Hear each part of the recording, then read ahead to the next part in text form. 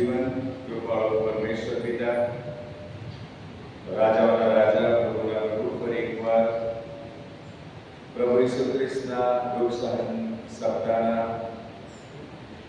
બીજા દિવસની આ રાત્રિ સભામાં તમને લઈ આવ્યા. આભાર માનીએ છીએ આજના દિવસની સંભાળને માટે, તમારા તરફથી પ્રાપ્ત થયેલ સુરક્ષાને માટે, સલામતી અને તંદુરસ્તીને માટે આભાર માનતા વચન તરફ ફરતા અગાઉ અમે અમારી જાતોને તમારા હાથમાં સોંપીએ છીએ.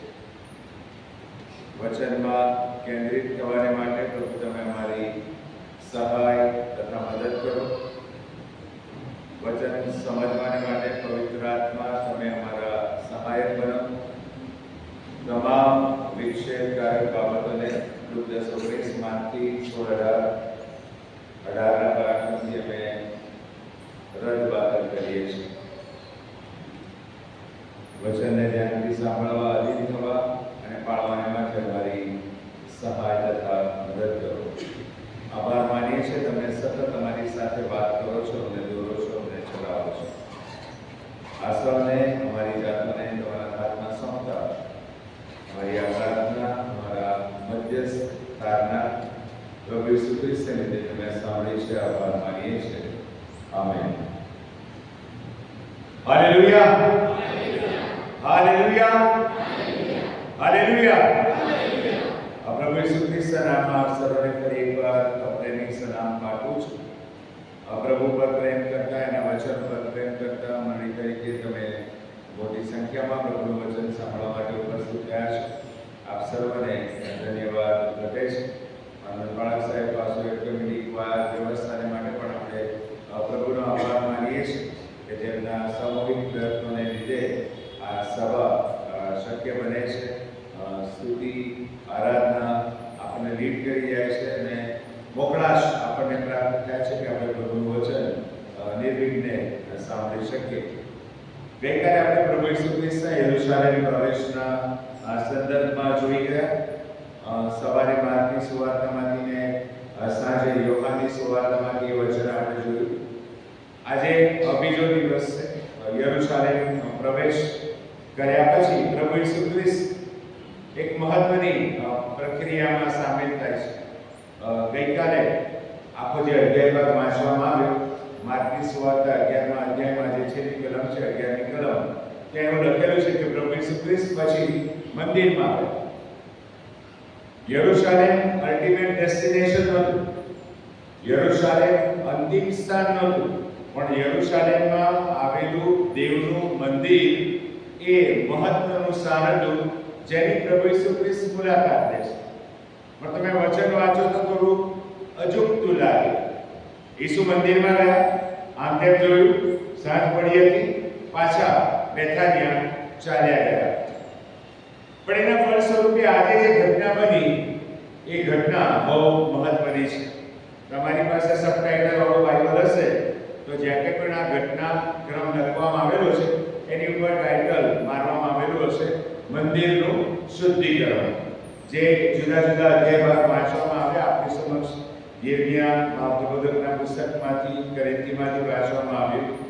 યોહાનની સુવાર્તા, લુકની સુવાર્તા તમે લો, માર્કની સુવાર્તા લો, બધે આ ઘટનાની સાથે મંદિરને સાંકળવામાં આવેલું છે.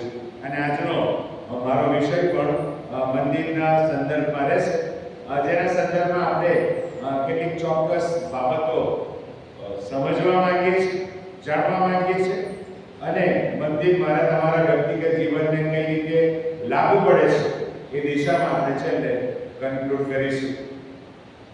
શરૂઆત કરીશ ઉત્પત્તિની.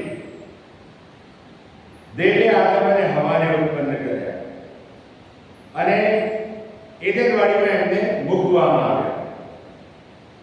એદનવાડી શબ્દ આવે એટલે આપણને બધાને એનું જબરજસ્ત કલ્પના ચિત્ર આપણા માનસ પટ ઉપર છવાઈ જાય. આદમ અને હવા બે જણા ઈશ્વરે ઉત્પન્ન કરેલી સગળી શ્રેષ્ઠ વસ્તુઓ ત્યાં આગળ હતી. ઉત્પત્તિ પહેલો અધ્યાય વાંચો અને દેવે જોયું કે તે સારું છે, અને દેવે જોયું કે તે સારું છે. અને પછી આદમ અને ક્રમશઃ હવાને બનાવવામાં આવી. ચોક્કસ પ્રકારના આદેશ આદેશ સાથે, મેન્ડેટ સાથે એમને એદનવાડીમાં પ્રસ્થાપિત કરવામાં આવ્યા. પણ મહત્વની વાત, ઉત્પત્તિના 3 અધ્યાયમાં, ઉત્પત્તિનો 3 અધ્યાય એ કદાચ મનુષ્ય જાતનો સૌથી કરુણ અધ્યાય, કારણ કે એ જગ્યાએ મને તમને મનુષ્યનો ઈશ્વર સાથેનો સંબંધ વિચ્છેદિત થતો જોવા મળે છે. મને તમને બધાને એ આખું વૃત્તાંત ખબર છે. શેતાન ત્યાં આગળ આવ્યો. ઘણાને એવો પણ સવાલ થાય, શેતાન શું કામ આવ્યો? એ સ્વર્ગમાં જતો, અયુબનું પુસ્તક વાંચો, દેવની આગળ રજૂ થયો, પ્રભુએ પૂછ્યું ક્યાં જવાનું, આપ તેમ જઈ આવો. એને એ મોકળાશ પ્રભુએ આપેલી હતી. આમ જે અભિષેક કરવું, દેવની સમુખ ઉભો રહેનાર એ બહુ મોટો દૂત હતો, જાયન્ટ, મહાત્મા વાળો દૂત હતો. પણ કોઈક રીતે પતન થયું અને એ શેતાની સમયથી ઈશ્વરના કાર્યની વિરુદ્ધ પ્રયત્નશીલ છે. અને એ પ્રયત્ન આજે પણ ચાલુ છે. એ પ્રયત્ન મનઈમાં પણ ચાલુ છે, બાહ્ય રીતે પણ એ પ્રયત્નો ચાલુ છે, આપણા વ્યક્તિગત જીવનમાં પણ એના એ પ્રયત્નો ચાલુ છે. એનો એક જ ગોલ છે કે વ્યક્તિનો બાઇબલના પરમેશ્વર સાથેનો સંબંધ જીવંત ના રહે, નિસ્સંબંધ આવે, માણસ ઈશ્વરથી દૂર થાય, અનંત જીવન પ્રાપ્ત ના કરે અને નરકમાં જાય. અને એની જ કંઈક યોજના સાથે એ ઈદરવાડીમાં આવે છે, જેના વિશે તમે બધા જાણો છો. પણ હું જે વચન ઉપર તમને ધ્યાન કેન્દ્રિત કરવા કહું છું એ કહે છે કે એ જ અધ્યાયમાં પ્રભુનું વચન એવું કહે છે, અને યહોવા આદમ અને હવાને મળવાને માટે એદન વાડીમાં આવ્યા. તમે બધાએ વચન વાંચેલું હશે, ઘણી બધી વખત વાંચ્યું હશે.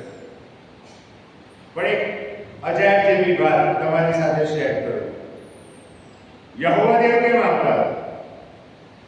એ તો આદમ હવાને બોલાવી શકતા હતા, કારણ કે પ્રભુને એની ઉત્પત્તિમાં રસ હતો.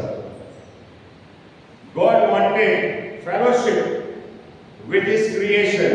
પ્રભુને એના સર્જન સાથેની સંગતમાં રસ હતો. અને માટે યહોવા દેવ આદમની ફેસ ટુ ફેસ, પાપ નહોતો પ્રવેશ્યું ત્યાં સુધી મોડામોડ વાતચીત થતી હતી આદમ અને હવાની. આપણી પાસે તો એક જ એપિસોડ છે અને એનું સમયપત્રક પણ આપણી પાસે નથી. આદમ અને હવાએ પાપ કર્યું અને આદમ અને હવાને ઉત્પન્ન કરવામાં આવ્યા, વચ્ચે કેટલો સમયગાળો એને ભૂલી જાઓ. પણ ઈશ્વરને એના સર્જનમાં રસ છે. હું ને તમે પણ ઈશ્વરના સર્જન છે. દાઉદ બહુ ગજબ વાત કરે છે, ભયજનક રીતે, આશ્ચર્યકારક રીતે મને ઘડવામાં આવ્યો છે. મારું એકે અંગ થયેલું નહોતું. જો જેનેટિકલી વાત કરું, વૈજ્ઞાનિક ભાષામાં વાત કરું તો ફર્સ્ટ સેલ, એક કોષ કે જ્યાંથી મનુષ્યના સર્જનની શરૂઆત થાય, ઝાયગોટની શરૂઆત થાય, ઇલેક્ટ્રોન માઇક્રોસ્કોપમાં જુઓ ને ત્યારે જોવા મળે. નરી આંખે તમે જોઈ ના શકો. માટે દાઉદ લખે છે, એકે અંગ થયેલું નહોતું, ત્યારથી પ્રભુ તું મને જાણે છે. રાણીપુર મંડળીના એકે એક સભ્ય, પુરુષ, સ્ત્રી, બાળક, યુવાન, સિનિયર સિટીઝન, હું તમે બધા ઈશ્વરની કૃતિ છીએ. We are his creation. સ્વીકારીએ છીએ? સમજ છો તમે? આપણા દૈહિક મા બાપ કોણે આપ્યા? ઈશ્વરે આપ્યા. એમના મા બાપ કોણે આપ્યા? ઈશ્વરે આપ્યા. બે તમે પાછળ જતા જશો ને તો છેક આદમ આવી જશે. આદમ આવી જશે.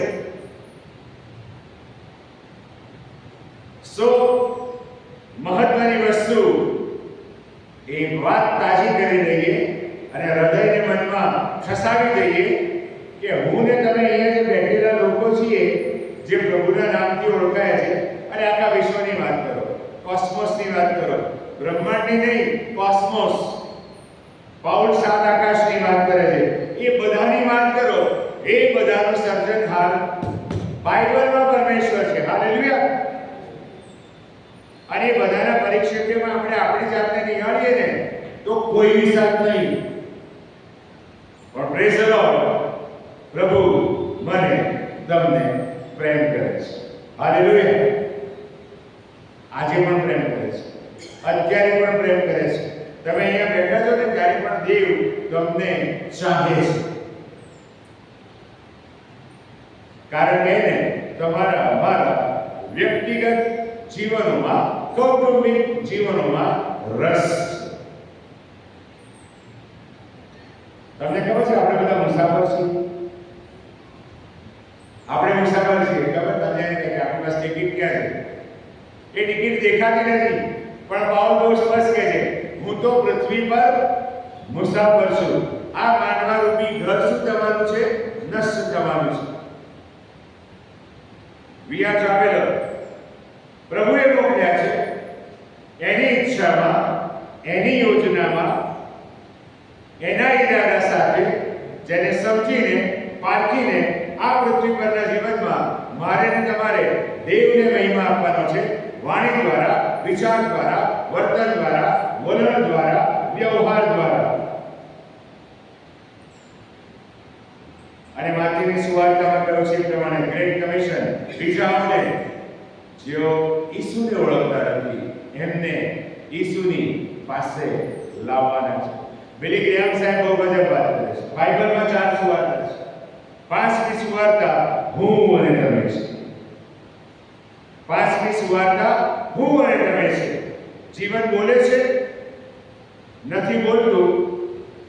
તમે ગઈકાલે કહ્યું કે રિપીટ કરીશ, મારી બૌદ્ધિકતા ઓછી છે માટે જીવન નથી બોલતું. મારું સોશિયલ સ્ટેટસ નીચું છે માટે જીવન નથી બોલતું, એવું નથી. મારો ઈસુ સાથેનો સંબંધ નબળો છે.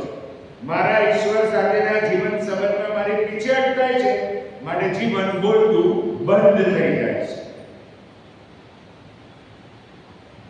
પ્રેરિતોના કૃત્યમાં વાંચો, એ લોકોને સૂચના આપવામાં આવી, તમારે એ નામ લેવું નહીં. પેલા લોકોએ શું કીધું? એ નામ લીધા વગર અમે રહી શકતા નથી. આપણે ઈસુનું નામ કેટલી વખત લઈએ છીએ? જે ઈસુને મારા તમારા વ્યક્તિગત જીવનમાં રસ છે. આપણને અનંત જીવનને માટે સર્જવામાં આવેલા છે, નાશને માટે નહીં. આપણને સ્વર્ગના માટે નિર્માણ કરવામાં આવેલા છે. પ્રભુના સંતાનો છે. પ્રભુએ મને તમને આ પૃથ્વી પર મોકલ્યા છે. કુટુંબ આપ્યું છે, વ્યવસ્થા આપી છે, રાણીપુર મંડળી આપી છે. કદી વિચાર કર્યો કે આ આખા સાવરણી વિસ્તારમાં કે આજુબાજુના વિસ્તારમાં ખાલી રાણીપુરમાં જ આટલા બધા ખ્રિસ્તી લોકો વસવાટ કરે છે? કદી વિચાર? જો વિચાર આવ્યો કદી? દેવની યોજના હતી માટે. પણ રાણીપુર પૂરતું સીમિત ના રહે. પછી રાણીપુર મહેમદાવાદ સુધી બી જાય, આ બાજુ રાજકોટ સાઈડ પર જાય, અમદાવાદ સુધી પણ આવે અને લોકો રાણીપુરના માધ્યમથી ઈસુની ઓળખ પ્રાપ્ત કરે. ઈશ્વરને મારા તમારા જીવનોમાં રસ છે. ઉત્પત્તિનું પુસ્તક 3જો અધ્યાય એની સાબિતી આપે છે. અને પછી સમય આગળ વધ્યો. નૂહનો સમય આવ્યો. પાપનો પ્રવેશ થયો. એદનવાડીમાંથી પ્રભુ એમને કાઢી મૂક્યા. એદનવાડીની આજુબાજુ સળગતી આગ મૂકી દેવામાં આવી કે પાછો આદમ પ્રવેશી ના જાય. હવા પ્રવેશ એને પેલા જીવનના વૃક્ષો ફળતું હતું, કઈ ક્યાંક બધું ઊંધું ચતું થઈ જાય. પ્રભુએ સુરક્ષિત કરી દીધું. પછી પરસેવો આવ્યો, પછી મહેનત આવી, પછી સંતતિ સર્જનની વાત આવી. પ્રભુએ બધું કર્યું. It was God's plan. Plan બી અસ્તિત્વમાં આવ્યો. પ્લાન બી અસ્તિત્વમાં આવ્યો. પ્રભુએ તો આદમ અને હવાને એદનવાડીમાં મૂક્યા હતા. ત્યારે ખબર છે, આદમ અને હવા વેજીટેરિયન હતા. પહેલું માનવ ફરાઈને વાંચો, ઉપરના પેરેગ્રાફમાં લખેલું છે આ ફળ ફૂલ શાકભાજી એ તારો ખોરાક થશે. પણ પાપે પ્રવેશ કર્યો એટલે આવી ગયો અને બધાને ગમે છે. ડિઝાઇન બદલાઈ ગઈ. આપણને એમ થાય કે આ બધું કેમ? પછી તો સંતુલનની વાત આવી. આદમ અને હવાને દ્વારા સંતતિ સર્જન થવાનું હતું, પ્રભુને તો ખબર છે. પણ બધા વેજીટેરિયનો તો શું થાય? પૃથ્વી પર કોઈ વનસ્પતિ જ ના રહે. એમને નથી પ્રભુએ સંતુલન ગોઠવ્યું. It is God's plan. Environment save કરવાને માટે, વાતાવરણ સંતુલિત કરવાને માટે આખી આ ડિઝાઇન પછી આગળ વધી, જેને આપણે અત્યારે બગાડી નાખી છે માણસ. કારણ કે પાપ વધી, પાપ કરવાના રસ્તાઓ વધ્યા, જુદા જુદા સાધનો અસ્તિત્વમાં આવ્યા. એક લેખ હમણાં એક સરસ લખ્યું પર્યાવરણવાદી કે ઉનાળો આવશે ને એટલે આપણે ઠંડક કરવા માટે એર કન્ડિશન બધાના ઘરમાં ધમધોકાર ચાલશે, પણ એર કન્ડિશન ચાલુ કરીને આપણે વધારે ગરમી ઉત્પન્ન કરી રહ્યા છીએ. કારણ કે એર કન્ડિશન ચાલે એટલે ફ્લોરોન ગેસ ઉપર જાય, એ CO2 ઉપર જાય એટલે ઉપરનું જે લાસ્ટ લેયર છે સ્ટ્રેટોસ્ફિયર, શુભાવરણ, ત્યાં ઓઝોન છે, ઓઝોનનું કાર્બન ડાયોક્સાઇડમાં રૂપાંતર થઈ જાય છે એટલે એ સ્તર પાતળું થતું જાય છે. જોનીભાઈ ન્યુઝીલેન્ડ જઈને આવ્યા છે, તડકામાં ભરતો ચામડી કાઢી થઈ જાય ને, સીધા યુવી રેઝ આવે છે. બગાડ્યું આપણે. પ્રભુએ તો બધું આદર્શ જ બનાવ્યું હતું. એ તો ઉનાળામાં કરા ના પડે, પણ પડે છે. ઘણા બધા કહે છે ગ્લોબલ વોર્મિંગ, ગ્લોબલ વોર્મિંગ, પણ એ ગ્લોબલ વોર્મિંગ આવ્યો આપણા વોર્મિંગથી આવ્યું, પાપના. કારણ કે માણસ દિશા શૂન્ય બની ગયો. શોધખોળો થઈ, પણ એનો યથેચ્છ ઉપયોગ સાઈડ પર જતો રહ્યો, પરિણામે બધું બરબાદ થઈ ગયું. ઘણીવાર અમે હસતા હસતા હું કહું છું, બધાના ઘરે શરી છે ને, શૈલેષભાઈ શરી છે, તમારે ત્યાં હશે ને શરી? શાક કાપા કે ગળું કાપા? ગેસ પર રસોઈ થાય, માથું મૂકીને સળગાવાય નહીં. પણ આ માણસ અમર્યાદિત બની ગયો છે. પ્રભુએ તો સુખ સગવડો આપી, પણ એ એની મર્યાદાની બહાર ચાલી ગયો છે. પરિણામે પ્રશ્નો છે, પરિણામે સમસ્યાઓ છે. ઘણી બધી વાર ઘણા બધા કહે છે ને ગ્રહ નડે છે, શનિ નડે છે, બુધ નડે છે, શુક્ર નડે છે, કોઈ મંગળની વીંટી પહેરે. આપણા પહેરે જો બાકાત નહીં, આપણા લોકો પહેરે છે, રંગબેરંગી વીંટી પહેરે, દોરોય બાંધે. હું તો હંમેશા કહું છું પાપનો ગ્રહ નડે છે, તારાની વીંટી પહેરો. ગ્રહ પાપનો નડે છે. મારું પાપ નિશ્ચય મને પકડી પાડશે, મારું પાપ મને પકડશે. એમાં કોઈ બેબંધ નથી, કારણ કે બાઇબલ કહે છે. અને એ પાપ આપણે ના કરીએ માટે પ્રભુને મારી તમારી સાથેની સંગતમાં રસ છે. નૂહનો સમય આવ્યો, પાપ પરાકાષ્ઠાએ ગયું, પ્રભુએ નાશ કર્યો.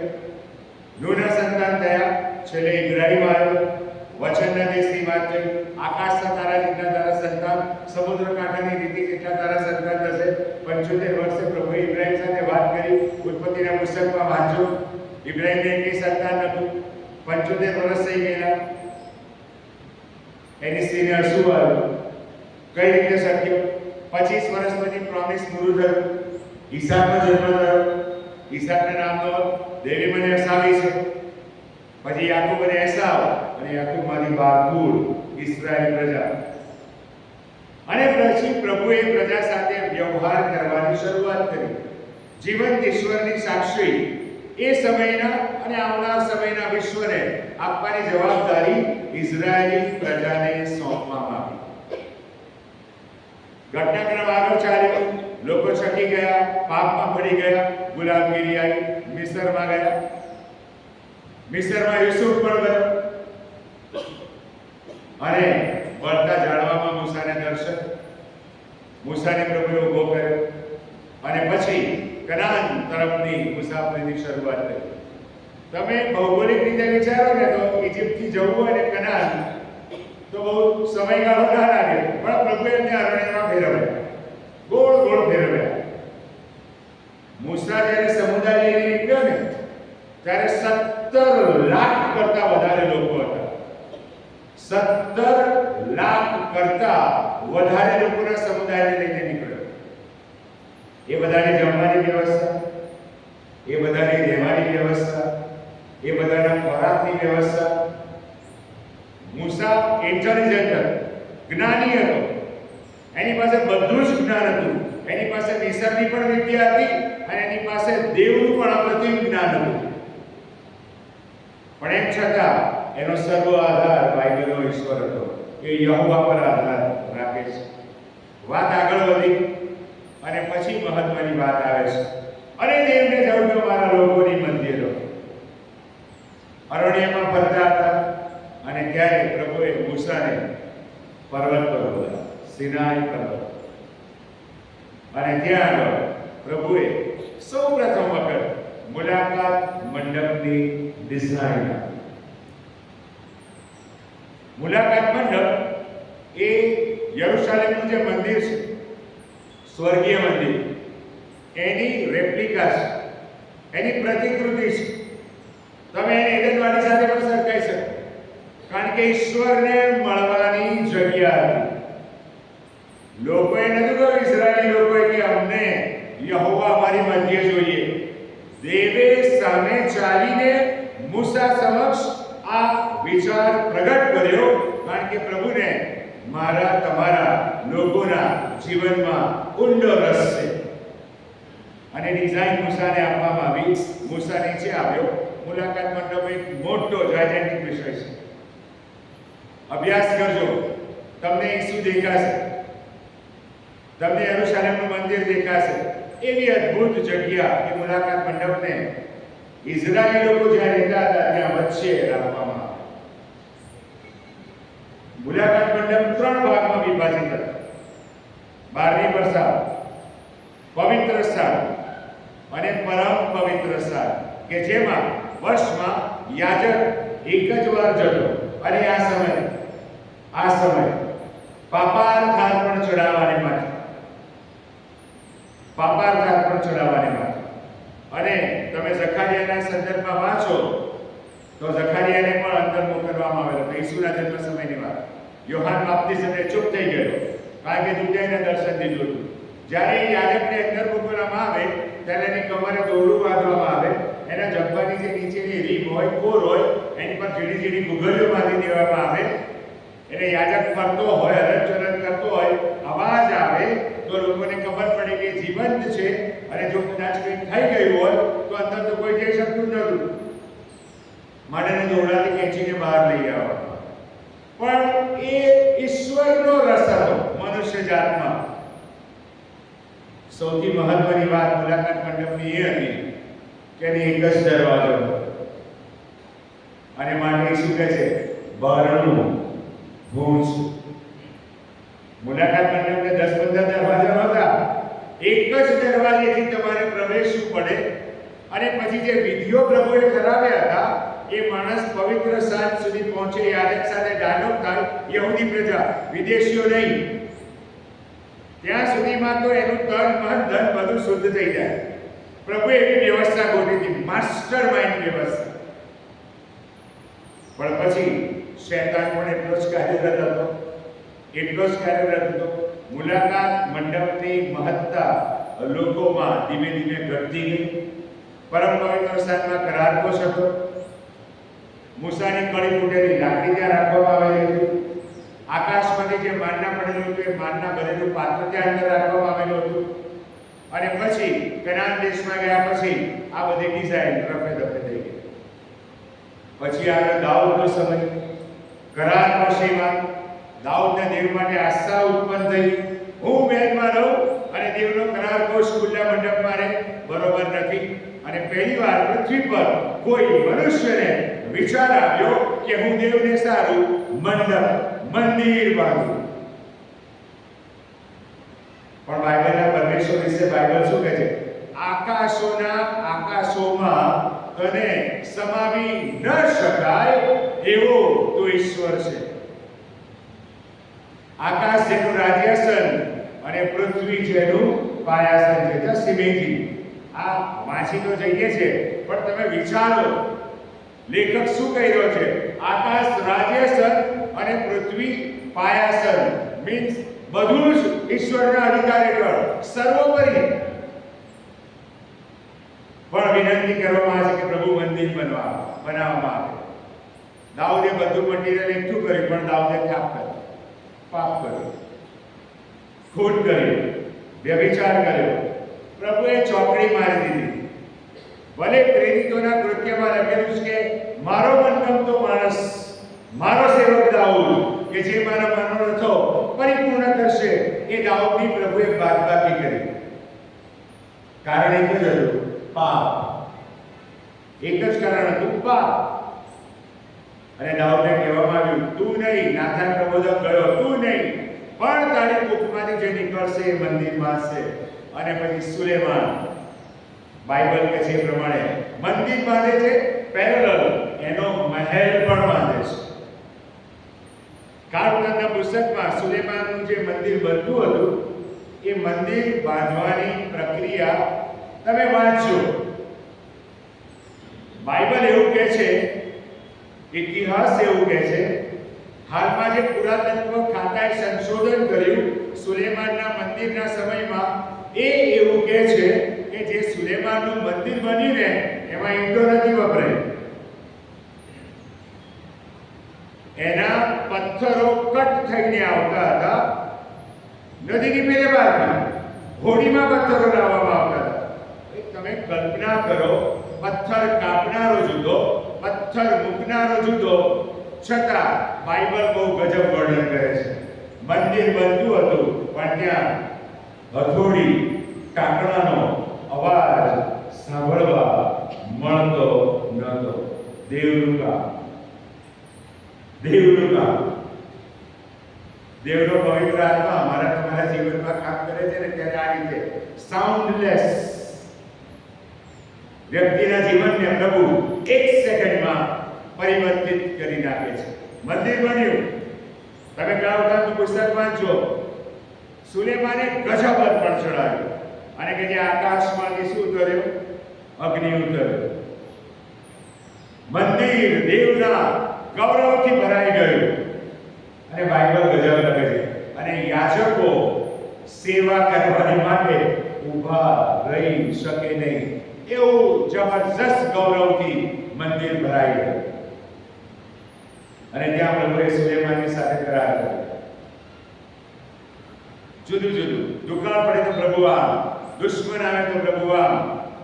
અને જો તારી પ્રજા બંદીવાસમાં જાય, બહુ ગજબ લગે છે સુલેમાન, એમના પાપને કારણે બંદીવાસ આવવાનો નતો, પણ ઇઝરાયલી પ્રજા જ્યારે પણ હઠીલી બની, દેવના સિદ્ધાંતોથી પરમોથી આડી ચાલી ગઈ, બીજા દેવીઓમાં ઘૂસી ગઈ, ત્યારે શાસન આવ્યું. આજુબાજુથી લોકો ચડી આવ્યા. હિબ્રીઓ છે, અદોમીઓ છે, અરામીઓ છે, પ્રભુ જ નહીં આવતો, અને પછી પાછા ઘૂંટણે પડે અને દેવની સાથે સીધા થાય. સુલેમાને ગજબ લખ્યું છે, એમને બંદીવાસમાં જવું પડે, અને બંદીવાસમાંથી જો તેઓ આ મંદિર બની મોઢું રાખીને પ્રાર્થના કરે, તો પ્રભુ એની પ્રાર્થના સાંભળશે અને એના બંદીવાસને સ્વતંત્રતામાં ફેરવી નાખે. માટે દાનિયેલ યરૂશાલેમ બની ભારી કુંડી રાખીને પ્રાર્થના કરતો હતો, કારણ કે પ્રભુએ સુલેમાનને વચન આપેલું હતું. દાનિયેલ એમને ભારી કુંડી પ્રાર્થના નતો કરતો, આ વચન એની સાથે ચાલ્યું, દેવનો કરાર ચાલતો હતો. દાનિયેલ પ્રબોધકનું પુસ્તક વાંચો, એમાં લખેલું છે, યિર્મયાહ પ્રબોધકની ભવિષ્યવાણી પરથી ઇસ્રાયેલના બંદીવાસના 70 વર્ષ વિશે હું સમજ્યો, and then he started praying, મેં અને મારા લોકે પાપ કર્યું છે. આ એની ગજબ પ્રાર્થના હતી, મેં અને મારા લોકે પાપ કર્યું છે. દાનિયેલ પોતાને સેટ અસાઇડ નથી કરતો. શેતાન આપણને ખતરનાક પ્રાર્થના કરાવે છે, હા પ્રભુ એના પાપ માફ કર, ભાઈ તારું જો પહેલા. આપણે લોકો સુધરે એની પ્રાર્થના કરીએ છીએ. પહેલામાં મેવું તો એ સુધરવાનું, પછી બીજાની વાત કરવાની, સીધી વાત.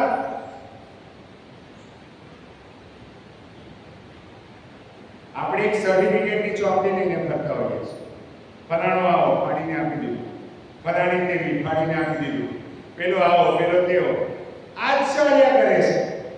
ન્યાય કરવાનું કામ પ્રભુએ મને ને તમને નથી સોંપ્યું. માઇન્ડ વેલ, મને ને તમને ન્યાય કરવાનું કામ પ્રભુએ નથી સોંપ્યું, પણ આપણે બધા ન્યાયાધીશ બની જઈએ છીએ, જાણીએ જાણીએ. એની સામે બાઇબલ શું કહે છે ખબર છે? જે માપથી તમે આ માપો છો એ જ માપથી તમને માપી આપવામાં આવશે. God will not spare.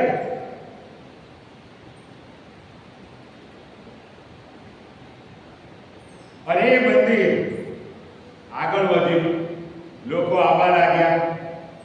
ઇઝરાયેલી આસ્થાનું, ઇઝરાયેલી પ્રજાનું સૌથી મહત્વનું સ્થળ એટલે યરુશલેમનું સુલેમાનનું બાંધેલું મંદિર, ધ ફર્સ્ટ ટેમ્પલ. ક્યાં સુધી ચાલ્યું? ઈસવીસન પૂર્વે 539 સાલ સુધી. એ દરમિયાન પ્રબોધકો આવ્યા. યિર્મયાનું વચન તમારી સમક્ષ વાંચવામાં આવ્યું. પેલો બચારો બૂમો પાડીને થાકી ગયો, તમે ખોટું કરી રહ્યા છો. તો રાજાએ જૂઠા પ્રબોધકોને ઊભા કર્યા, પેરેલલ યિર્મયાની જેમ પ્રબોધવાણી કરે, અને કે આ યિર્મયા જૂઠો છે, એ જૂઠો પ્રબોધક છે, એ ખોટું કહે છે, આવું કશું થવાનું નથી. સિદકિયા રાજાની આંખો ફોડી નાખવામાં આવી, સૈન્ય ચડી આવ્યું અને નબુકાદનેસ્સારે મંદિરને રફે દફે કરી કાઢ્યું. મંદિરના પાત્રો લઈ જવામાં આવ્યા. ઇઝરાયલી પ્રજાનો બંદીવાસ શરૂ થયો. એમાં દાનિયેલ પણ હતો, એઝરા પણ હતો, સફાનિયા પણ હતો, હાગાઈ પણ હતો. આ બધા બંદીવાસમાં હતા. તારે આ લોકો જોવાના યમ. કારણ શું? તમને ખબર છે આ મંદિરમાં શું થઈ ગયું? ઇઝરાયલી પ્રજા બહુ અનુકરણ કરવા વાળી પ્રજા, કચકચ વાળી પ્રજા. એ લોકો અરણ્યમાં ફરતા હતા ને ત્યારે ખાવાનો પ્રશ્ન ઉભો થયો. તેમણે શું બૂમ પાડી મુસારે? અરે અમને તો મિશનમાં ડુંગળીને માંસ મળતું હતું, અહીંયા ભૂખે મરવા તો અમને લઈ આવો. પ્રભુએ માનના ઉપરથી પાડ્યું અને લાવડીઓને ઉડાડી. પાણી નતું, કપડાટ કર્યો, એમાં મૂસા ફસાઈ ગયો બચારો. લાકડી મારવાનું પૂછ્યું, એમાં મૂસાએ બોલ કરી. પ્રભુએ કીધું કદાચ નહીં જુએ.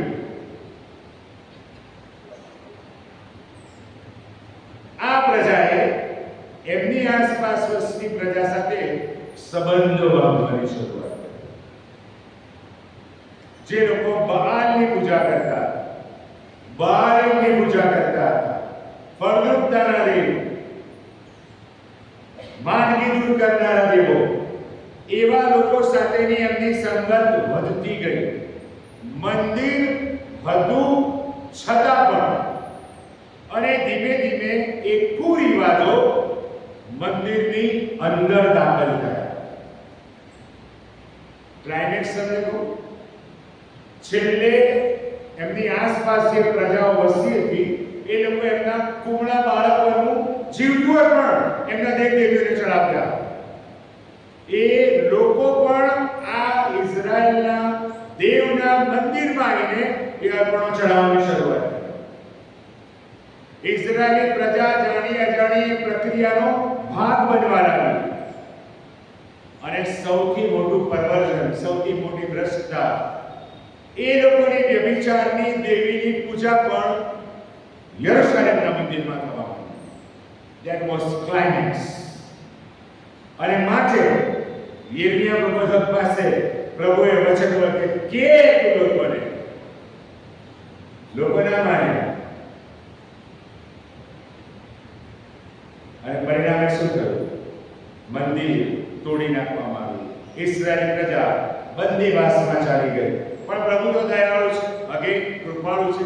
70 વર્ષ સખી કર્યા હતા. 70 વર્ષ પછી ફરી પાછા યરુશલેમ જવાની શરૂઆત થઈ. પહેલા કોટ બંધાયો, પછી મંદિર બંધાયું. નહેમ્યાને પ્રભુએ વાપર્યો, એઝરાને વાપર્યો, અને એમ ધીમે ધીમે ઇઝરાયલી પ્રજા ત્યાં આગળ રિસ્ટોર થઈ. ત્યારે ઘણા બધા લોકોને ફરિયાદ ઊભી થઈ. બીજું મંદિર તો બન્યું, સેકન્ડ ટેમ્પલ બન્યું. કારણ કે એ જૂથમાં ઘણા એવા હતા કે જેમણે સુલેમાનના મંદિરને પણ જોયેલું હતું. અને એ લોકો ફરિયાદ કરવા માંડ્યા કે આ મંદિરનો વૈભવ પહેલાના જેવો થશે કે કેમ. અને માટે હાકાઈમાં પ્રભુએ યહોવાએ એમની સાથે વાત કરતા શું કીધું? આખી દુનિયાનું સોનું રૂપું મારી પાસે છે, મારી પાસે માનો. અને એ બીજું મંદિર 453 વર્ષ 483 વર્ષ પૂરા થયા ત્યારે રિબિલ્ડ થતા હેરોદ આવી ગયો. અને હેરોદને લાગ્યું કે મારે રાજ કરવું હોય તો આ ઇસ્રાયેલી પ્રજાને ખુશ કરવી પડે, અને મારે જો ઇસ્રાયેલી પ્રજાને ખુશ કરવી હોય તો મારે આ મંદિરને રીકન્સ્ટ્રક્ટ કરવું પડે. અંગ્રેજી શબ્દ બહુ સરસ છે. He started edifying the second temple. વધારો કરવાની શરૂઆત કરી. જે કદ હતું એના કરતા વધારે બનાવ્યું. સુલેમાને જે મંદિર બનાવ્યું તો અદ્ભુત મંદિર. આખું મંદિર અંદર સોનાથી જડેલું. દેવદારના મોંઘામાં મોંઘા લાકડા. આપણે એમ કે દેવદાર કેમ? કારણ કે દેવદારની જનવાડીમાં હતું. એમને નથી એ લાકડું ત્યાં. જે લાકડા મંદિર બાંધવામાં વપરાયા, જેને ગોલ્ડ પ્લેટેડ કરવામાં આવ્યા, એ બધા ઈડનવાડીમાં ઉગતા લાકડા હતા.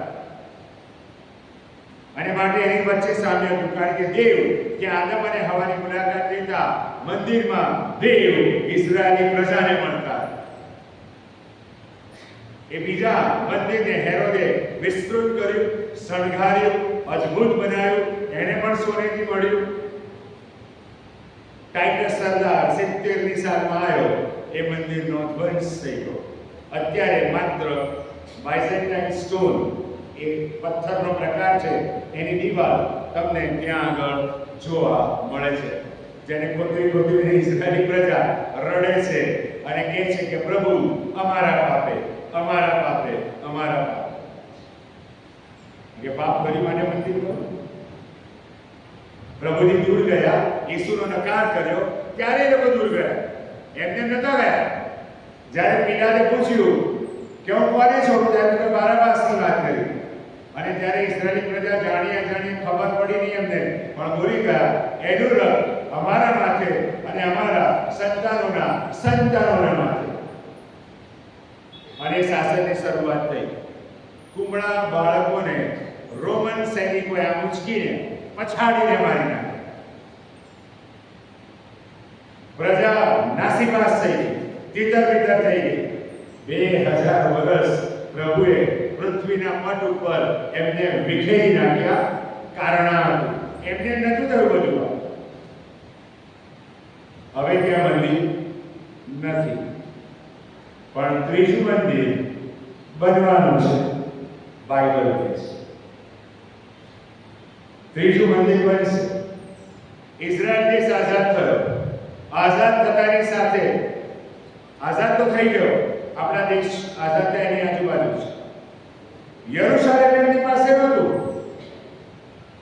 1967માં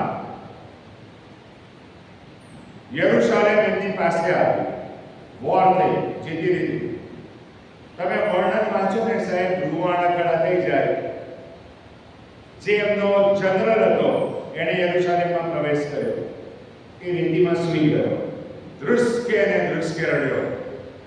પ્રભુ બીજી વાર નહીં થયો. સૈનિકો ધ્રુસકે રડ્યા. પ્રભુ બીજી વાર યરુશલેમ અમારી પાસેથી નહીં જાય. ઈશ્વર સાથે સૈનિકોએ કરાર કર્યો. એટલી બધી આસ્થા હતી લોકો. એમનું મૂળભૂત ઘર છીનવાઈ ગયું હતું. પણ પ્રભુની પસંદ કરેલી પ્રજાવાળા ભાઈ બહેનો, અજાયબ જેવી વાત, બધા મારી પાસે એકઠા થઈ ગયા. પ્રભુના આપેલા બધા વચનો પરિપૂર્ણ. પૂર્વથી ઉત્તરથી સૌથી છેલ્લું લિફ્ટિંગ આપણા દેશમાં તો મિઝોરમ, નાગાલેન્ડ, ત્યાં જે હતા, ત્યાંથી પણ યહૂદીઓને ઉઠાવીને ઇઝરાયલમાં પ્રસ્થાપિત કરી દેવામાં આવ્યા.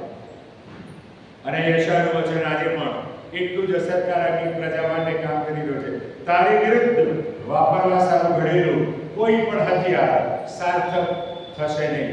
આજુબાજુ એવા રાષ્ટ્રો કે જે ગણતરીની સેકન્ડમાં ઇઝરાયલને કચડી નાખે, પણ આજે અડીખમ ઊભું છે.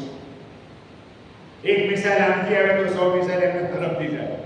આ બાજુ એક મરે તો સામે 100. પ્રભુ એમની સાથે છે. એ પ્રભુ એમની સાથે રહેવાનું વલણ ધરાવતા. એ પ્રભુનો બોજ હતો, હું મારી પ્રજાની સાથે રહું, માટે મંદિરની વાત આવી. પણ ઈસુના સમયમાં શું થયું? મંદિરમાં એ જાણવું પણ જરૂરી છે, કારણ કે શુદ્ધિકરણ તો જ હું અને તમે સમજી શકીશું. ગઈકાલે મેં કહ્યું 3 પર્વ પાળવા અનિવાર્ય હતું. 2 કમી રોટલીનું પર્વ, પાસ્કા પર્વ, 50માનું પર્વ અને માંડવા પર્વ. પાસ્કા પાળવાને માટે સમગ્ર વિશ્વમાંથી લોકો યરુશલેમ આવતા. બીજા બધા પર્વમાં તો 20 માઇલના ચોરસ માઇલના વિસ્તારમાં રહેતા પ્રત્યેક પુરુષ કે જેની ઉંમર 20 વર્ષ કરતા વધારે હોય એને કમ્પલસરી આવવું પડતું મંદિરમાં. જે ઠરાવેલા નિયમ હતા ગણનાના પુસ્તકમાં, લેવીના પુસ્તકમાં, એ નિયમ પ્રમાણે ત્યાં આગળ એને પાલન કરવું પડતું હતું as a head of the family. પણ પાસ્કા વખતે આખી દુનિયામાંથી લોકો ત્યાં આવે. 50માના પર્વ વખતે આખી દુનિયામાંથી લોકો ત્યાં આવે. માટે તો એવું લખ્યું છે કે જ્યારે 50માનો દિવસ આવે, એ પર્વ હતું, ત્યારે આકાશમાંથી કેટલી જીભો ઉતરી? કેટલી જીભો ઉતરી? 120. અને લોકો ઉપર બેઠી અને એ લોકો જુદી જુદી ભાષાઓ બોલવા લાગ્યા. અન્ય ભાષા નહીં, અન્ય ભાષા નહીં. કારણ કે બાઇબલ પ્રેરિતોના કૃત્યના 2 અધ્યાયમાં નોંધે છે, અને જે વિશ્વમાંથી સમુદાય ભેગો થયેલો હતો એ લોકોએ એમને એમની ભાષામાં બોલતા સાંભળ્યા. Different languages. પણ ઘણીવાર એ લોકો બોલતા કે આપણો વિષય નહીં, એ આપણો વિષય નહીં. પણ આ મંદિરની મહત્તા હતી. ઈસુ યરુશલેમ પ્રવેશ કરીને મંદિરનું શુદ્ધિકરણ કરે છે, એ બીજી વાર છે, સેકન્ડ ટાઈમ છે. પ્રભુ ઈસુ ખ્રિસ્ત એમની મિનિસ્ટ્રીની શરૂઆત કરે છે ત્યારે પણ મંદિરમાં જાય છે, અને ત્યારે પણ કહે છે કે તમે આ પ્રાર્થનાના ઘરને લૂંટારાઓનું ખોતર કર્યું છે. પણ ત્યારે આ જે શુદ્ધિકરણ પ્રક્રિયા છે, એ પ્રક્રિયા એ સમયે ઈસુ અમલમાં મૂકતા નથી, કારણ કે સમય આવ્યો. પણ હવે સમય આવી ગયો છે. He is king. લોકો જાણી ચૂક્યા છે કે મસીહ છે, એ રાજા છે, એ સર્વાધિકારી છે, એની પાસે સ્વર્ગીય દૈવી અધિકાર છે. અને માટે જ્યારે મંદિરનું શુદ્ધિકરણ થાય છે ને, ત્યારે કોઈ ચૂકે ચા કરતું નથી. પણ કેમ કરવું પડ્યું? પાસ્કા પર્વમાં હલવાન ચડાવવા પડે. પ્રભુ ઈસુ ખ્રિસ્તનો જન્મ થયો ને ત્યારે યુસુફ અને મરિયમ પણ મંદિરમાં આવ્યા, અર્પણ ચડાવ્યું. પણ એમને શેનું અર્પણ ચડાવ્યું? ભોલાનું. કારણ કે લોકો ગરીબ હતા, એમની પાસે પૈસા નહોતા. પ્રભુ ઈસુ ખ્રિસ્ત કોઈ ધનવાનના ઘરમાં નહોતા જન્મ્યા, ગરીબ હતા મા બાપ. એટલે મંદિરમાં ભોલાનું અર્પણ પણ મળતું, પીલાનું અર્પણ પણ મળતું, કબૂતર પણ મળતા હતા, હનુમાન ઘેટા પણ મળતા હતા, અને બળદો પણ મળતા હતા. આ જુદી જુદી કેટેગરીના અર્પણ કરવા માટેના પ્રયોજન ત્યાં આગળ ઉપલબ્ધ હતા, જેની કેપેસિટી, જેની આર્થિક ક્ષમતા. મેં ગઈકાલે અંદાજ આપ્યો. મંદિર હેરોદે બનાવ્યું 65માં કમ્પ્લીટ થયું 46 વર્ષ પછી, અને 66માં જ્યારે પહેલી વખત પાસ્કા પર્વ થયું ત્યારે ઇતિહાસકાર જોસેફસ નોંધ કરે છે કે એ વર્ષે 2,56,765 હલવાનનો વધ થયો. હલવાન, ખાલી ઘેટા. એક હલવાન બરાબર 10 માણસ. એક હલવાન બરોબર 10 માણસ. 2,56,765 ને 10 ગુણો, કેટલા લોકો થયા? એટલા લોકો એ સમયે હાજર હતા. પીલાની વાત નથી, કબૂતર, હોલા અને બળદની ગણતરી તો હજુ આપણે ગણતરીમાં લીધી જ નથી. એટલા બધા લોકો આ પર્વમાં ત્યાં આગળ આવતા હતા. આનાસ કાયાફાસ એ મુખ્ય સૂત્રધાર વ્યક્તિઓ હતી આ સમયે. એમણે જોયું ઇઝરાયેલી નિયમ પ્રમાણે જે વ્યક્તિઓ ત્યાં આવતી હતી, યહૂદી વ્યક્તિ, એને ટેમ્પલ ટેક્સ મંદિરનો કર ભરવો પડતો. અનેક કર ઠરાવેલો હતો.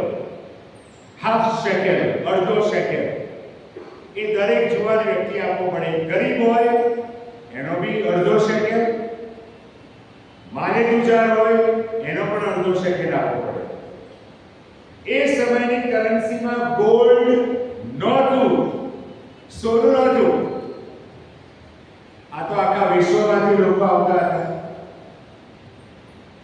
એટલે બધાના શેકેલ જુદા જુદા, બધાના શેકેલમાં ચાંદીનું પ્રમાણ જુદું જુદું હતું. પ્રભુ ઈસુ ખ્રિસ્તના સમયમાં ટાયરેનિયન તુર પ્રદેશનો જે શેકેલ હતો એ સર્વોપરી હતો, કારણ કે એમાં 80% ચાંદી વાપરવામાં આવતી હતી.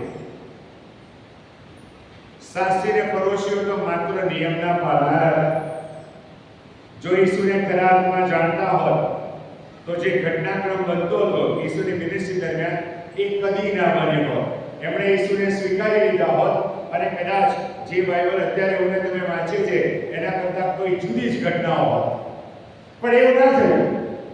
એ લોકો ઈસુના અધિકારને સાંકી શકતા નહોતા, સહન કરી શકતા નહોતા, સ્વીકારી શકતા નહોતા. અને એમણે જોયું કે આ જે શેકેલ આવે છે મંદિરની મરામત માટે, મંદિરમાં સેવા કરતા યાજકોના ગુજરાતને માટે આ કરેક્શન કરવામાં આવતું હતું. એટલે બધા માસ્ટર માઇન્ડ તો હતા જ. એમણે નક્કી કર્યું ટેમ્પલ કરન્સી ચાલુ કરો. મંદિરનું નાણું અસ્તિત્વમાં આવ્યું. એટલે મંદિરનું નાણું અસ્તિત્વમાં આવ્યું એટલે શું થયું? હું ભારતથી મારા નાણાં લઈને જાઉં એટલે ત્યાં આગળ ફોરેન એક્સચેન્જ કરનારા બેઠા જ હોય, બધા 10-12 ટેબલ લઈને બેઠા હોય, મારે એમની પાસે જવાનું. એટલે કોઈ મને 10 રૂપિયા ઓફર કરે, એની બાજુવાળો મને 8 ઓફર કરે, કોઈ મને 7 ઓફર કરે, પણ એ બહુ જ વધારે પડતા નાણાં. એ લોકો જે વેચે અને મંદિરના નાણાં આપે એમાંથી પણ મંદિરને ભાગ જવા લાગે. માટે મંદિરના જે યાજકો હતા, સેવા કરનારા હતા, એમનું ફોકસ પૈસા પર ચાલ્યું ગયું. બાઇબલ કહે છે દ્રવ્યનો સૌથી ખતરનાક પાપ છે. અને આ બિઝનેસ ચાલવા લાગી. આ જે બધા કબૂતર વેચનારા, હલવાન વેચનારા કિદ્રોનાના પાસે બેસતા હતા. દૂર હતું. પ્રાણીઓને રાખવાની બમણાસ હતી, વ્યવસ્થાઓ હતી. પણ આ મંદિર વાળાએ જોયું કે આટલે બધે દૂર તો મજા ના આવે, ઉઠાઈને વિદેશીઓની પરસાળમાં બેસાડી દીધા. એટલે ઘેટા બકરાનો અવાજ, બળદોનો અવાજ, પક્ષીઓનો અવાજ, અને ક્યાં દેવની ભક્તિ થાય?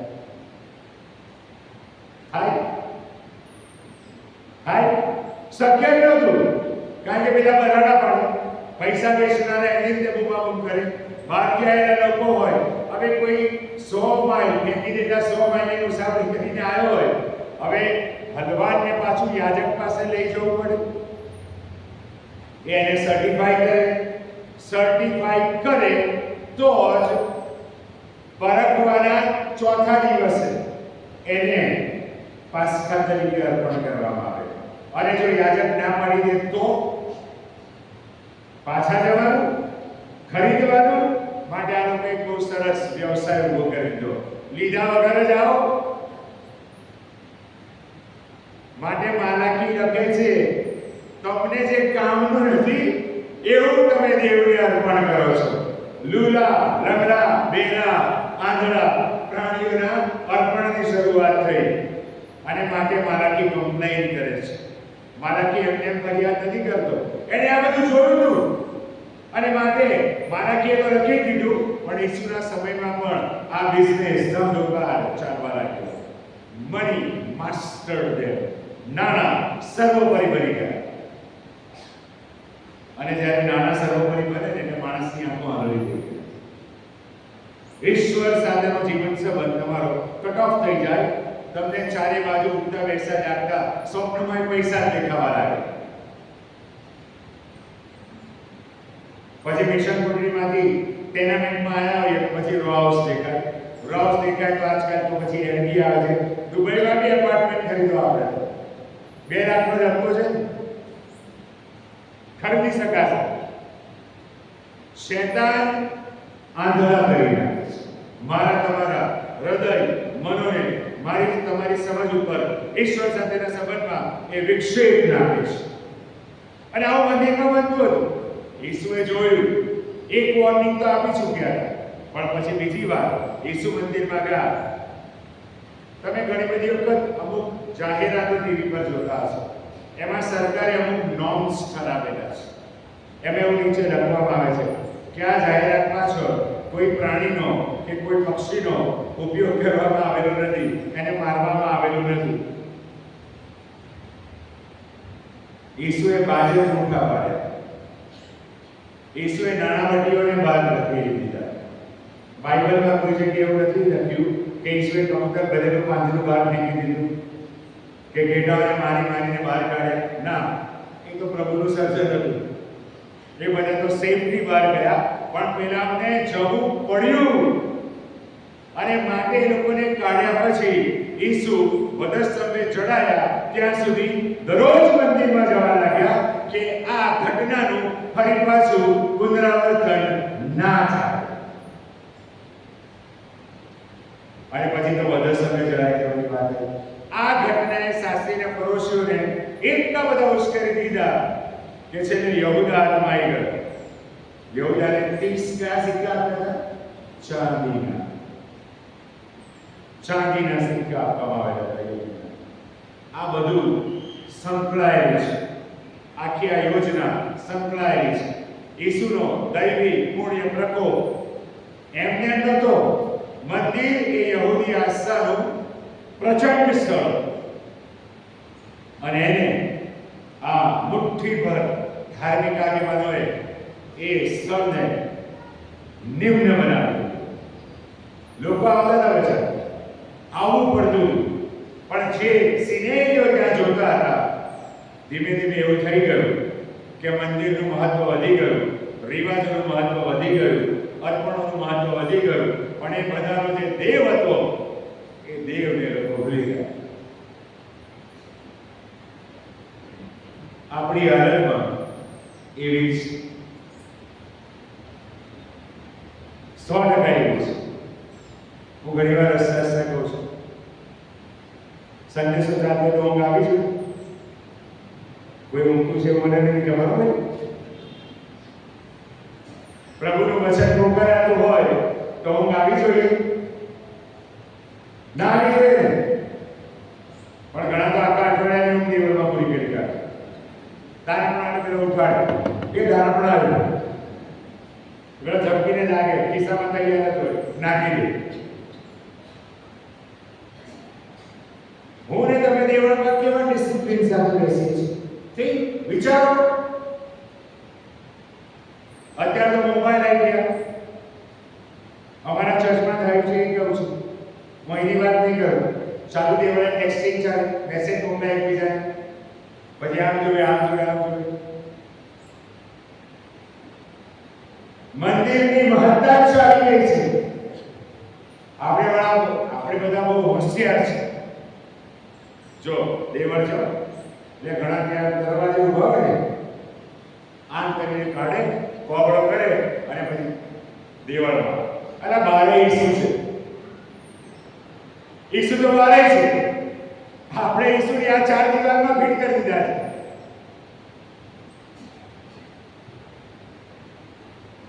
સાચું કે ખોટું? રિયાલિટી.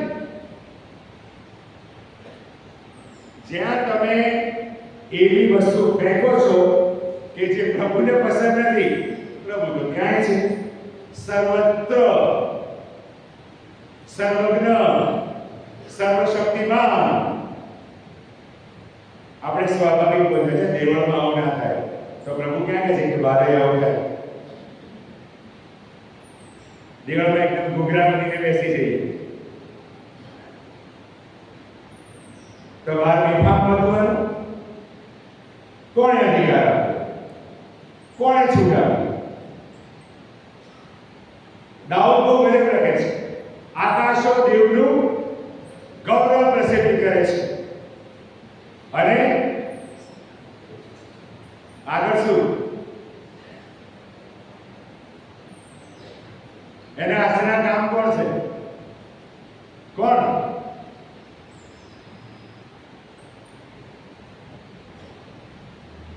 આપણે ગુલાબનું ફૂલ જોઈને એવો વિચાર કરીએ કે દેવે કેટલું સુંદર લાગે.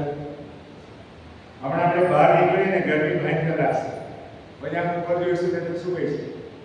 પ્રદૂષણ વધારે ને ધુમાડો વધારે, એટલે આપણા વાહનની ધુમાડો થઈ ગયો છે. માણસના પાપના કારણે જ ગ્લોબલ વોર્મિંગ આવે છે. જો હું ઈશ્વરમાં છું અને ઈશ્વર મારામાં છે, મારી કોઈ સમસ્યા નથી. યોહાન 15 મારાથી નિરાળા રહીને તમે કંઈ કરી શકતા નથી. જે મારામાં અને હું તેનામાં, તે જ ફળ આપે છે. જે મારામાં અને હું તેનામાં. અને પછી ઈસુ આગળ કહે છે, જે વચનો મેં તમને કહ્યા છે તે વડે તમે શુદ્ધ થઈ ગયા છો. વચન જરૂરી છે વાલા ભાઈ. તમને ખબર છે ત્યારે મંડળીને સૌથી વધુ જરૂર છે એની છે. What is the need of the church? Universal church, global church, પવિત્રીકરણ, sanctity.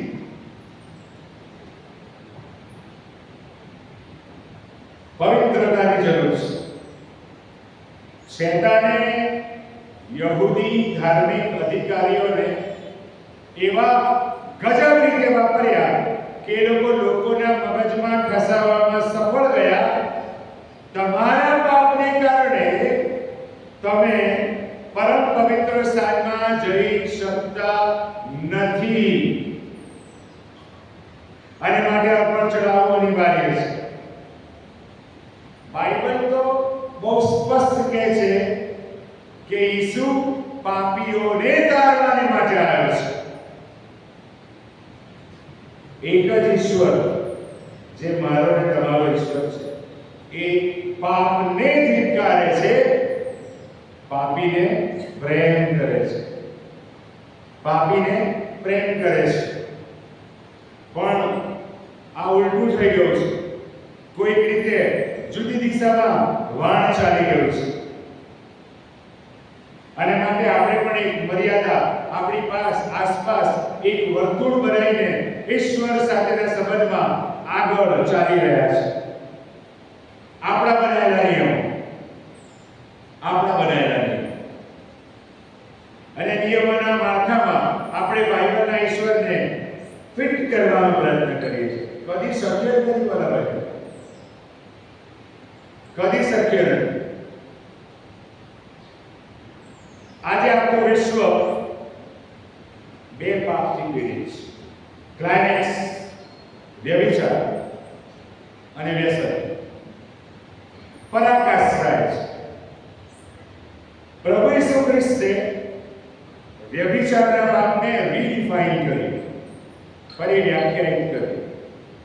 જૂના કરારમાં વ્યભિચારની જે વ્યાખ્યા આપવામાં આવેલી હતી એનો એક નમૂનો આપણને સુવાર્તામાં જોવા મળે છે. પેલી સ્ત્રીને લાવવામાં આવી, પથ્થર મારવાને ઈસુએ પોઈન્ટ પર લખ્યું ને ચાલી ગયું. એ જૂની નિયમની વ્યવસ્થા. ઈસુએ એક લેવલ ઉપર જઈને કીધું, કુદ્રષ્ટિ એ પણ વ્યભિચાર જ છે. કારણ કે ઈસુને ખબર હતી કે 20મી સદી પછી ઓડિયો વિઝ્યુઅલ મીડિયા આવી જશે. ત્યારે જે નહીં જોવાનું હોય એવું જોવા મળશે, નહીં વાંચવાનું હોય એવું વાંચવા મળશે. અને એ આંખ એ જોશે, એ પણ વ્યભિચાર તરફ લઈ જશે. એડનવાડીમાં જે પાછા શૈતાને શું કર્યું? ફળ તોડીને આવ્યો એવું લખ્યું છે, કાપ્યું, થાળીમાં સજાવ્યું, પછી હવાને આપ્યું, લે ભાઈ ખાઈ જા. એ તો ફળ બતાવીને હટી ગયો.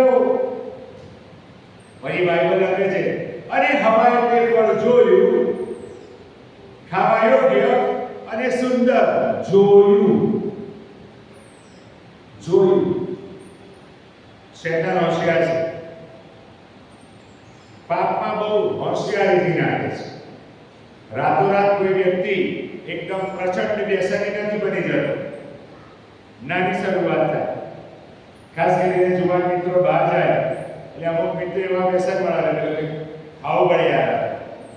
એ પેલો બચારો સંકોચી ના હું તો આવું શું ખાતો મારા સમો એ પેલો બચારો ચપટી લે, પછી ચપટી મોટી થાય, પછી એ જ ગલ્લે જાય અને પછી નાના નાના ધોરણો કરી દે.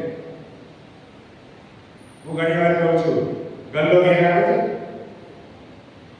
ગલ્લો ઘરે મોબાઈલ ગલ્લો જો ચલો 8 વાગ્યા મેળભાઈ કઈ ખબર નથી મને કઈ પડી ગયો છે, ચલો આ ખાવાની છે, લાવ પૈસા તમને આપી દઉં. આ દારૂના એજન્ટો ડિલિવરી કરે છે આજકાલ અમદાવાદમાં. આજનો માણસ પૈસા ખર્ચીને પાપ કરે છે. જે નાણાં પ્રભુ મને તમને આપે છે એ નાણાંનો અયોગ્ય ઉપયોગ કરીને માણસ પાપમાં પડે છે. હવે તો દારૂની વ્યસન બહુ નાનું થઈ ગયું. છાપામાં વાંચો છો ને કેટલા બધા ડ્રગ્સ પકડાય છે. એક પોપ્યુલર ડ્રગ જોવામાં જે બહુ પ્રચલિત છે તો બહુ મોટી માત્રામાં પકડાય છે. છતાંય એ વ્યસન તો આજે પણ ચાલુ ને ચાલુ જ છે. એમાં કોઈ ઓટ આવી નથી, પણ એના કરતા પણ એક ખતરનાક વ્યસન આપણા બધામાં છે. સેલફોન. એક ફેમિલી રિટ્રીટમાં પ્રભુના સેવકે સામે બેઠેલા કુટુંબોને સવાલ કર્યો, તમારા બાળકોને તમે શેનાથી દૂર રાખવા માંગો છો? બધા હાથ ઊંચો કરીને કીધું મોબાઈલ ફોનથી. એટલે સેવકે બીજો સવાલ કર્યો, આપ્યો કોણે?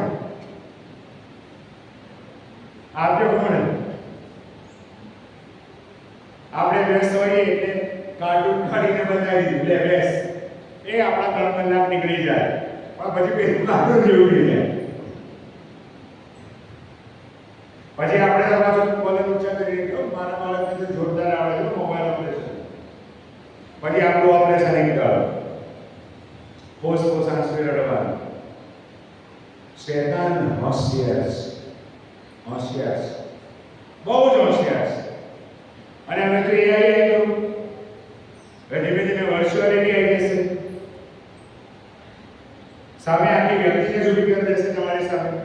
એ તમારી સાથે વાતચીત કરશે, નોર્મલ વાતચીત કરશે. રોબોટે તો હ્યુમનને રિપ્લેસમેન્ટ કરવાની શરૂઆત થઈ ચૂકી છે. વિશ્વ એક ડેડ એન્ડ તરફ આગળ વધી રહ્યું છે. ડેટા, ઇન્ટરનેટ એ આજે દુનિયાનું સૌથી મોટું વ્યસન બની ચૂક્યું છે. આંખો ખરાબ થાય છે, માનસ ખરાબ થાય છે, અને માટે હૃદય પણ ખરાબ થાય છે. પેલો તો હોશિયાર છે, તમારી ના ઈચ્છા હોય તો પણ એવી વસ્તુઓ પોપઅપ થાય અને ભૂલમાં તમારી આંગળી અડી જાય, પછી તમારા 2-3 કલાક એમાં જતા રહે. માણસ પાપ કેમ કરે છે ખબર છે? કેમ કરે છે? મજા આવે છે. હું જૂઠું બોલતો અને મારા કાનમાં લટકી પડતો તો બધી જૂઠું ના બોલું. કોઈને ઈર્ષા આવતી હોય ને લીલો થઈ જતો હોય તો કોઈ ઈર્ષા ના કરે. આ બધા આંતરિક પાપો છે જે દેખાતા નથી. શૈતાન એની સાથે રમત કરી રહ્યો છે. આ જ આંખથી હું બાઇબલ બી વાંચું છું અને આ જ આંખથી પોર્નોગ્રાફી બી જોવાય છે. ખુલ્લી વાત. અને એ ભ્રષ્ટતા તરફ લઈ જાય છે. અને માટે પાઉલ કોરિન્થીના પત્ર માંગે છે, તમે દેવનું મંદિર છો. You are the temple of God. પવિત્ર આત્મા એમને નથી લખાયું. આપણે આ સ્ટ્રક્ચરને મહત્વ આપીએ છીએ, પણ દેવ તો કહી રહ્યો છે, તમે દેવનું મંદિર છો, તમારામાં દેવનો પવિત્ર આત્મા વસે છે. અને પછી બહુ કડવું લખ્યું છે, જે કોઈ આ મંદિરને ભ્રષ્ટ કરશે, પ્રભુ એને છોડશે નહીં.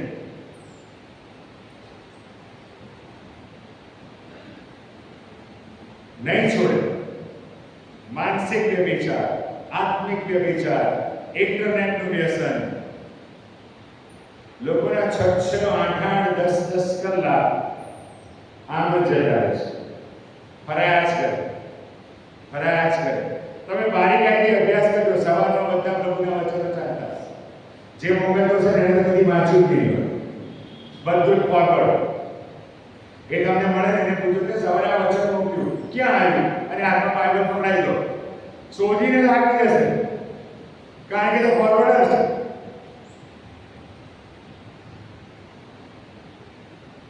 એક જ મોબાઈલમાં ઘણા તો બાઇબલનું કદમ ગીત ગાતો સારું, વેરી નાઇસ. 2-3 જણ તો એવા બી મેં જો એ લોકો મોબાઈલ જો કરે છે, બાઇબલનું ગીત ગાતો મોબાઈલ જો કરે. આ સમજ,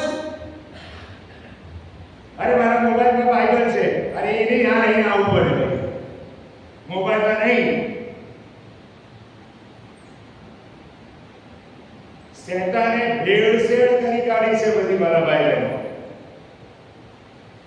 લોકો એને ટેકનોલોજીમાં કપાવે છે, લોકો એને આધુનિકતામાં કપાવે છે.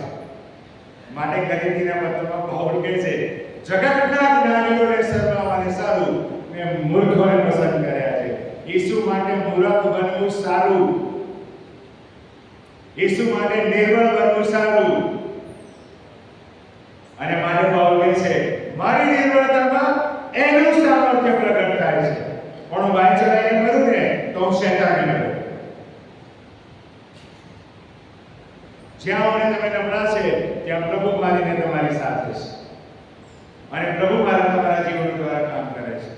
અને જ્યાં મારો અહંકાર છે, મારું જ્ઞાન છે, મારો હોદ્દો છે, મારી પદવી છે, એ વચ્ચે આવે છે ત્યારે હું ઈસુની વાત કાપી દેતા. તમે દેવનું મંદિર છો, તમારામાં દેવનો આત્મા વસે છે. આપણે આને શું કહે છે અંગ્રેજીમાં? શું કહે છે વિકાભાઈ? ચર્ચ. ચર્ચનું સ્પેલિંગ શું થાય? CH, પછી UR, અને પછી બંને બાજુ ઈસુ, વચ્ચે તમે UR, between Christ. તમે દેવનું મંદિર છો. અને એફએસી 5માં બહુ ગજબ લખે છે, મદ્યપાન કરીને મસ્ત ન થાઓ. અમારા ચર્ચમાં ઘણા બધા એવા થાય, સાહેબ આપણે થોડું થોડું પીએ, કોઈ હેરાન નહીં કરો, પીને શું કહેવાનું, કંઈ પીએ, માથા કૂટે નહીં. એક ભાઈ તો નાતાને જ આવે, ચિક્કાર, સાહેબ મારા માટે પ્રાર્થના કરો. શું પ્રાર્થના કરું? હું દારૂ છોડી દઉં. પણ અત્યારે કોઈ પૂછો, દર નાતાને પ્રાર્થના કરાવે. મારી મચેડીને મને ગમે એવું વચનનો અર્થઘટન કરું. અને પછી મેં ક્રિસ્તી છે, બહુ ગજબ વારમાં સખત ગાય છે, પાસવેટમાં સેક્રેટરી છે. શું ધૂળ સેક્રેટરી? નાશમાં જવાનું, ઠોકરું છું બીજાઓને માટે. બાઇબલ બહુ સ્પષ્ટ કહે છે, એની કોટે ઘંટીનું પણ બંધાર અને સમુદ્રના ઊંડાણમાં. પ્રભુને મારા તમારા જીવનમાં રસ છે બાબા. He loves us. Hallelujah. પ્રભુ મને તમને પ્રેમ કરે છે.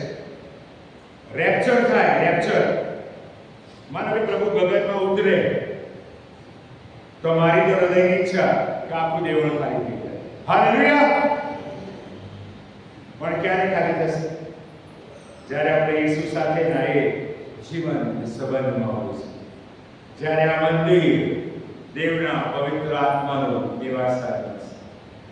એ પણ કહી દો, જે ઘડીઓ મારા પાપ કબૂલ કરું છું, તારણની માફી, તારણની ખાતરી થાય છે, પાપની માફીનો અનુભવ થાય છે, એ દિવસથી દેવ પવિત્ર આત્મા મારી અંદર વસવાટ કરવાની શરૂઆત કરે છે. અંથી રાયદાય માટે ફિલિપીઓના પત્રના પહેલા અધ્યાયમાં પાઉલ કેવી ગજબ વાત કરે, જેણે તમારામાં સારા કામનો આરંભ કર્યો છે એ અંતના દાડા સુધી પરિપૂર્ણ કરશે. જેણે તમારામાં સારા કામનો આરંભ કર્યો છે અંતના દાડા સુધી, એ મારા જીવનનો અંત હોય કે ઈસુ મને ઉંચકી લે. માટે યિર્મયાહનું પેલું ગીત બહુ સૂચક છે. હું છું મંડોળી, તું છે કુંભાર, તુજને ગમતું ઘડજે મારું, ઉપયોગી માત્ર કરજે તારું. પણ એ પહેલા ચલાવવું પડે, કાંકરા દૂર કરવા પડે. નહીતર wir bedischen Christi. ક્રિસ્તીનો ઘરા ખાચા પૂછીવાળા. અરે યાર મ્યુરભાઈને મેં જોયા હતા, ક્યાં જોયા હતા? ત્યાં ઉભા હતા બાપુ, મસાલો ખાતા હતા. કે રવિવાર તો દેવળમાં આવ્યા, ખાચા ભેળસેળ વાળો જોયો.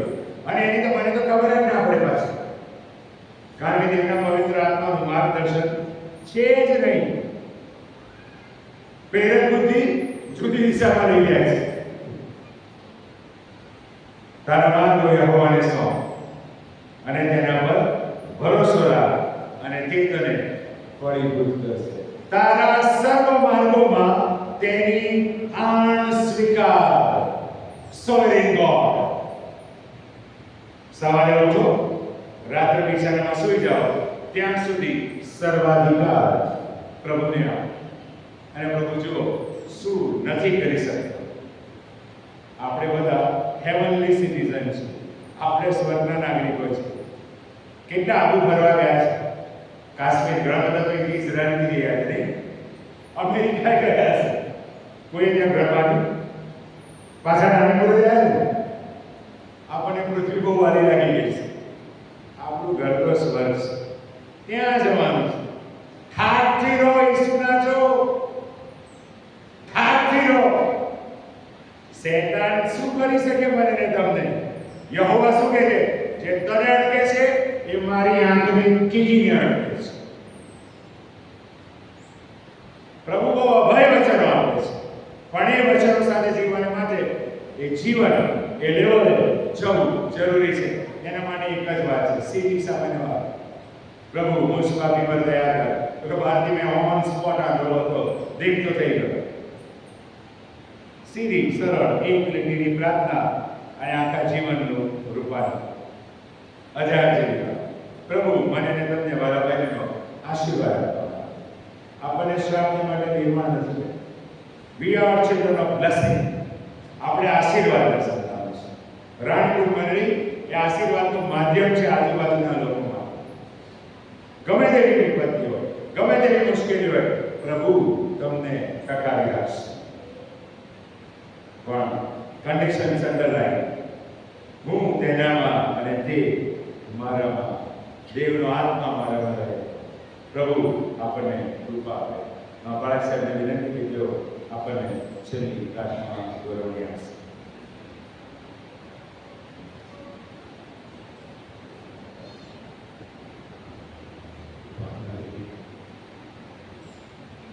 સનાતન અને ગૌરવ પિતા, માણસ તે કોણ તે કૃપની મુલાકાત લે. વચન દ્વારા